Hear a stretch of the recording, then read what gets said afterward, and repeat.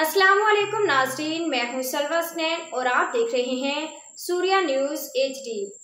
आइए नजर डालते हैं आज की अहम खबर शामिल करते हैं। मंगूपीर टाउन के यूनियन कौंसिल नंबर 2 में वाक़या फुटबॉल ग्राउंड गरम चश्मा के करीब में 3 अगस्त 2025 को होने वाला रवायती और सकाफती खेल मलाकरा के मुकाबले की तैयारी का जायज़ा लेने के लिए डिप्टी कमिश्नर ज़िला गरबी जुल्फ़कार अली मेमन और चेयरमैन मंगूपीर टाउन हाजी नवाज़ अली बरोही ने मौका पर पहुंचकर इंतज़ामात का तफसीली मुआयना किया।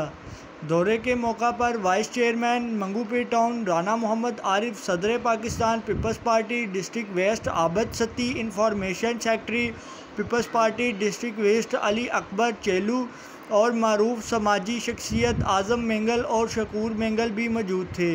डिप्टी कमिश्नर वेस्ट जनाब जुल्फ़कार अली मेमन ने मौके पर मौजूद मुतल्लिका अफसरान को हदायत जारी की कि मलाकरा जैसी तारीखी और रवायती खेल हमारी इलाकाई सकाफ़त का अहम जुज़ है।